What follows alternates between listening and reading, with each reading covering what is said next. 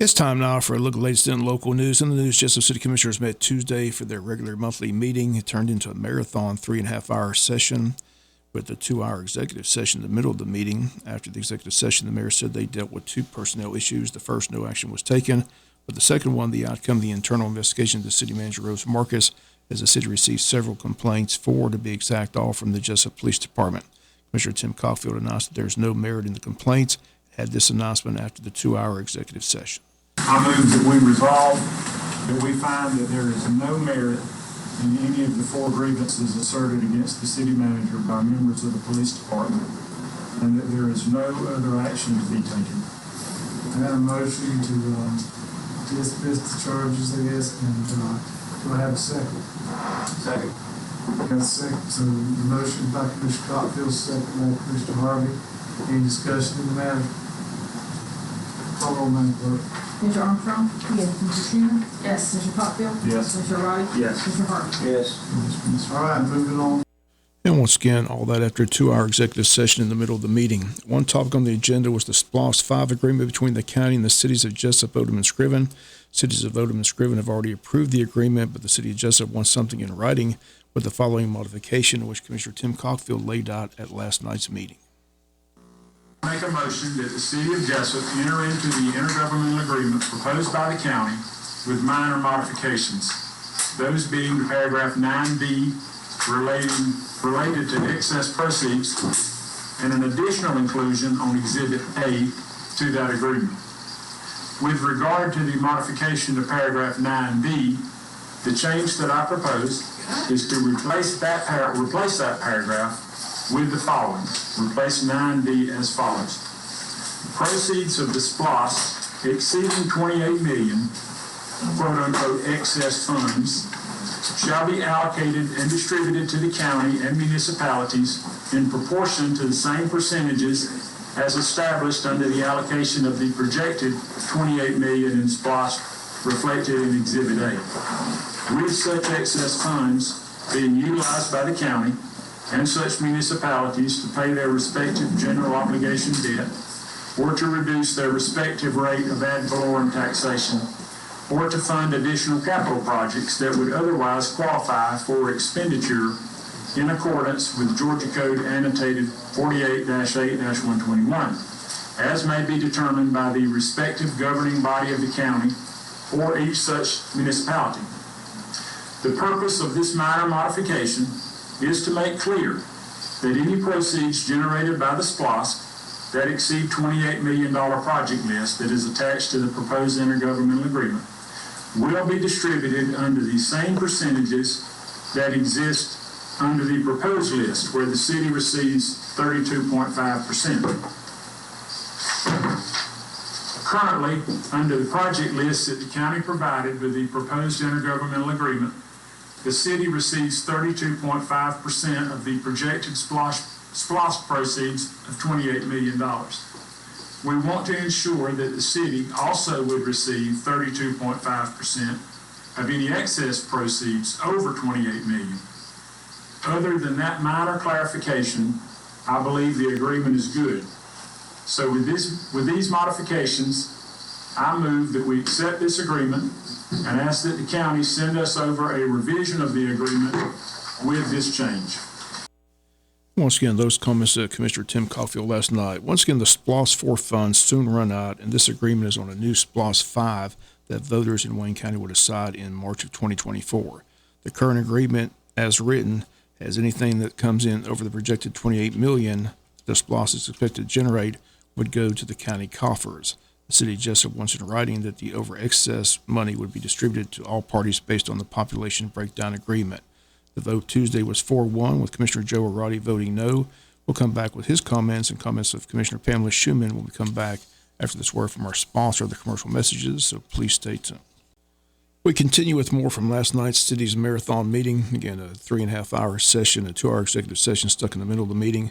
Commissioners voting 4-1 to have the SPLOST agreement be sent back to the county with a revision that the agreement be in writing, that any monies after the projected $28 million is raised from the SPLOST 5 funds, that they be dispersed currently as they are due to population. Commissioner Joe Roddy voted no, saying he fears the city is simply creating an issue that simply doesn't exist. Here were his comments on Tuesday. I understand. When I read 9D, I had some heartburn as well. But we dig down to it. There's a couple factors I think we need to consider. First of all, SPLOST 4 has the same language in it.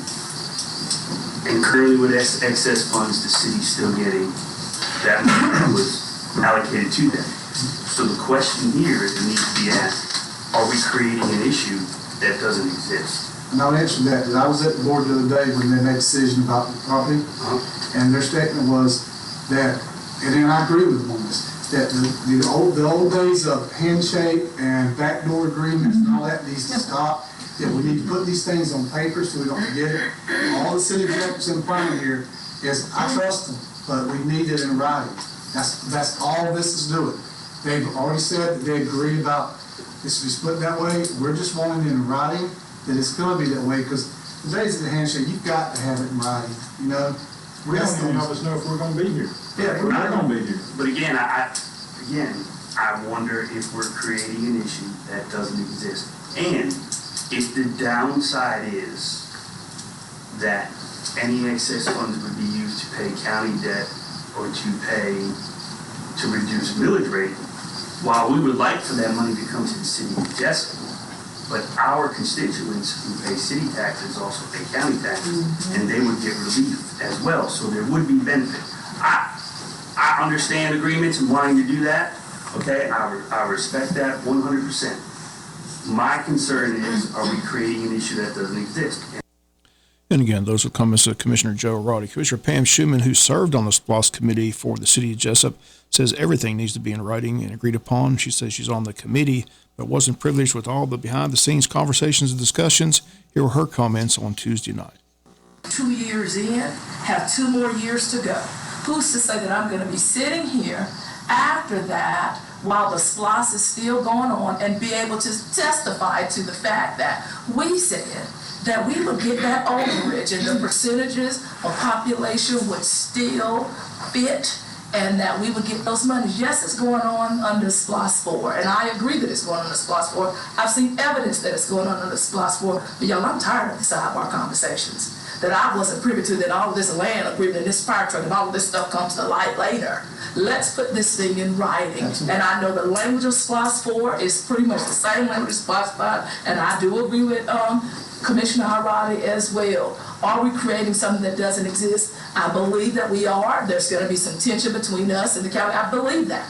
But I still think that for those of us who sit here right now, we know the history. But those who come after us, well, they know it. But if they can read it on the document, if they have any kind of smarts similar to what we have here on our board, they'll be able to read it for themselves. And I think it needs to be in writing and not to point fingers or throw anything at anybody, but let's get it in writing. And once again, those comments of Commissioner Pam Schuman. Once again, the vote was 4-1 to send the agreement back to the county with the revision. Again, the question is whether the county agreed to the revision, and the question is if they do, how soon will they do it? Because the deadline to have all this sent to Atlanta for the issue to be on the ballot is November the 6th. Once again, the vote Tuesday 4-1 to get everything in writing. One other topic, the Archfest will not be held on the same Saturday in December as the Chamber of Commerce Christmas Parade. The vote's unanimous after commissioners confronted last night with a bunch of downtown merchants who all came to voice their disapproval, saying once again that December 2nd is the busiest Christmas shopping day of the year, and they simply don't want downtown Jesup blocked off and the Archfest held the same day. Discussion centered around a more appropriate time, say in October or late September. City did say they want to keep the Archfest as it's been going on for close to 30 years. They said it's the one day to showcase downtown Jesup and the variety of talent in the city. Also, commissioners inquired about bringing the Dogwood Festival back to Cracker Williams Park. But once again, the Archfest voted on last night will not be held on the Saturday, December 2nd, to conflict with the Chamber of Commerce Christmas Parade or Christmas shopping in downtown Jesup. We'll be back with some final news notes after this word from our sponsor of the commercial messages, so please stay tuned. Final notes and news. Early voting continues all this week and the next 2 weeks at the Hall Richard Direct Center for the City of Jesup elections, which the election date is set for Tuesday, November the 7th. Time each day, Monday through Friday from 8 a.m. to 5 p.m. The 2 Saturdays of early voting this Saturday and next Saturday from 9 a.m. to 5 p.m. On day 165 votes were cast. Day 244 for a grand total of 109 after 2 days of early voting. City of Jesup voters deciding The mayor's race between incumbent Ralph Hickox and challenger Tyrone Johnson. District 1, the two candidates, former City of Jesup Police Chief Harry Morgan and former City Council member Ricky Reddish. District 4, the two candidates are Margaret Ross and Jonathan McCullough. And in District 5, the two candidates are Katrina Dumas and former City Manager Mike Deal. Once again, early voting today at the Hall Richardson Recreation Center from 8 a.m. to 5 p.m. Scriven Mayor Jason Weaver and the Scriven City Council, in partnership with the Wayne County Chamber of Commerce, invites everyone to the Hometown Coffee Card Connection located at Scriven City Hall on Thursday, October 26th from 8:30 to 9:30 a.m. Come and grab a cup of coffee and pastries as you meet and have conversation with local business leaders as well as elected officials to hear the latest news in small town USA, Scriven, Georgia. Mayor says he's looking forward to seeing everyone there, visiting Scriven on this day. They state they'll have several great door prizes that day. Again, everyone invited a week from this Thursday, October 26th from 8:30 to 9:30 in the morning at Hometown Coffee Connection located at Scriven City Hall. That's going to do it for latest in local news. Sports comes your way in a few minutes. Bob Morgan saying have a great day.